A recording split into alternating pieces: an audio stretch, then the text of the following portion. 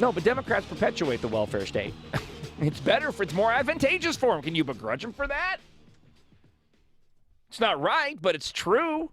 And every time we try to put reforms in for welfare and try to say we want to make sure the people that really need it get it and people aren't able to take advantage of it like they do now, the guy showed up at the liquor store to get, ding-dong. Well, I can't get ding-dongs anymore, but to get, Doritos and a burrito and, a sausage and a hot dog and a beer using their welfare stamps or whatever you can buy on it, and driving the Escalade. That's the problem. But every time somebody tries to go and do it, they go, oh, no, no, no, because Democrats don't want to shrink that voting base.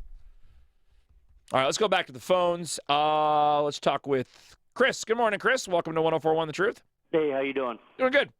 I just wanted to make a point that a lot of people overlook on welfare. Welfare is a great way to stimulate the economy, and when you're in a recession that we've been in, one of the biggest things the government has to do is try to inject money to stimulate the economy. And there's a theory in economics that if you give a poor person $1, they're going to take that dollar and go spend it out in the economy because they don't save money. They have no savings. Where'd that dollar come from? Well, the government. No, okay. And where'd the government get that dollar from? From taxpayers. Bingo! You won the prize. But the government's got to spend the money somewhere. I mean, they have to inject the money somehow, some way into the economy to stimulate it. No, why don't? Chris? I'm gonna be kind for a moment. Do you actually hear what you're saying? Yeah. Are you sure?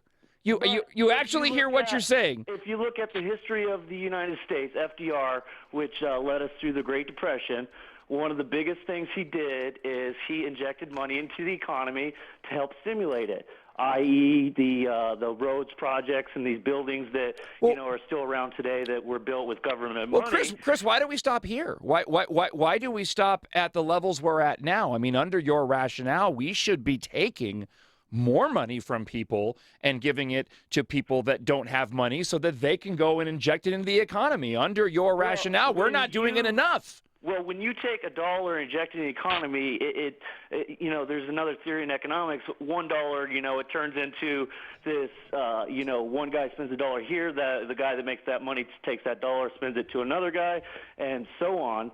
So it's just a way to get the economy going. And if you give it to the poor, which, I'm not saying, there's not people that abuse the system. There's always people that abuse the system. But when you give it to the poor, it's not going to a savings account. It's going directly into the economy. Okay, I've got Producer Ross. I'll leave you on the line, Chris, for a second. Producer Ross, I'm going to, by standards, and I'm not picking on you. Sure. I'm not picking on Ross here, Chris, but I want you to follow me in this little experiment for a moment. So, I make substantially more money than my producer Ross does. I think Ross and I, without giving out numbers, can probably agree, right, Ross? Indeed, You're probably, according to some data, in a level of poverty to a certain extent. That would also be correct. You'd be ready to admit that. So Chris, should the government take money from me and give it that I make, that I earn, and give it to my producer Ross so that he can go out and spend money? Should the government do that? Well, I mean, that's a tough question. The government. It's not a tough question. Should the government take money from me because I make exponentially more money than my poor producer does and give it to him to help stimulate the economy? Well, if your producer there is in a state where he can't afford to feed himself, he can't afford to pay for a roof. He's poor.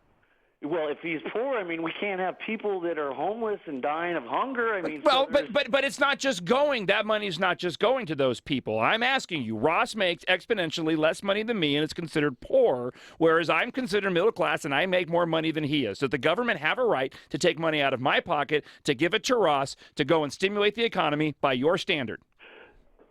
Well, it depends on how poor he is. I mean, if he can't afford a certain standard of living, that's the whole idea of welfare. What's the standard of living? I mean, well, and that's what's up to debate. You know, at what point do you give somebody welfare dollars? And my point is exactly at what point do you do it? Who is ultimately making the decision to go and take money from other people and give it to other people to stimulate the economy? Somewhere down the line, somebody has to make a decision on who's going to get what money and from where, and the government is making that decision.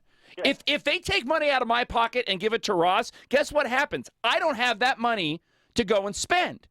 Now, if we help Ross, if we have jobs and Ross can actually go and make more money because people are creating and they're making more money and they're earning money because we're providing goods and services, then you're stimulating the economy. What you're talking about, Chris, is socialism, spreading the wealth around, and you're not going to get anywhere under socialism. Everywhere it's been tried, it's collapsed. Well, here's the problem with your theory. If they don't take the money from the rich, and the rich get to keep the money, which, you know, I'm a hard worker. I'd like to keep all my money too, don't get me wrong. That money stays in a savings account and does nothing for the economy. And that's all they're trying to do is get the money out so it can. So you think the government has a right to go into people's savings accounts and take that money and give it to other people? Yeah, that's the whole point of living in a democratic society. Chris, you have to pay for the poor. Chris, you're an ignorant fool. Well, you're preaching socialism and you're an ignorant fool. You just admitted that you think it's okay for the government to go into somebody's savings account and take their money that they earned. I'll tell you what, let's see how that feels for you. If you work hard, you have a savings account, and the government steps up and says, I'm going to take $100,000 from you and give it to somebody else. I'm going to venture a guess, unless you're just that stupid, that you're going to be pretty ticked off if that happened. Well, now you're just talking extreme cases. I'm not talking extreme cases. What is all the money from everybody's savings account? They're taking a small percentage under your standards, Chris. Why don't they? Why don't they? Why don't they? What do you mean, Chris? It wouldn't. Chris, what you're saying is silly. You can't sit there and go, well, I'm going to take it from this person, but not from this person. If you think that people who earn money and have money sitting in savings accounts, that the government has a right to go and take it, then why wouldn't the government go and take it from all those rich people and spread the wealth around by your standard? Well, that's the extreme case. The point is, you have to take a certain amount and pay for the welfare. Who decides what that certain amount is? Who decides? The senators and the House of Representatives. By what standard? By the standards that they all agree on. So it's okay it's okay for a bunch of bureaucrats to sit in Washington and to sit around a table and decide, you know, John's made X amount of money.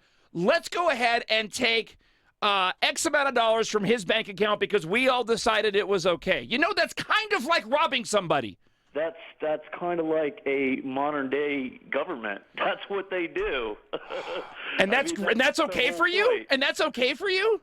You know, I like the country we live in, and, you know, I don't like paying taxes as much as the next guy, but I appreciate the fact that we have a higher standard than the rest of the world. And if I have to pay a little money for that, so be it. I'm going to try this one more time. I'm going to try one more thing. Chris, if there's a homeless person sitting outside of a Quick Mart who's really, really hungry and needs food, and you walk in to that Quick Mart that's got a ton of food in it and grab a hot dog out of the rack, don't pay for it, and go and give it to that homeless guy, is that okay because you made the decision to go and feed that homeless guy with somebody else's stuff? That would be stealing, but what the government does is they don't steal, they set up laws and regulations that we have to abide by.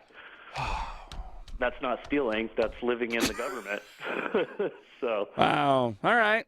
Are you high? Are you stoned right now? Are you drunk or anything? No, it's a work day for me. So okay, all right. If it wasn't a work day, would you be? No. Okay, I'm curious. I'm trying to give you an out here, man. I'm trying to help you out. Okay. Hey, you know what? Hey, Chris, do me a favor. Never run for office. There's always two sides to a coin, right? So I guess we'll just agree that I'm on the other side of the coin. We will definitely agree about that. There is no doubt. You have a good day, sir. Yeah. Thanks for taking my call. Bye. Epic fail.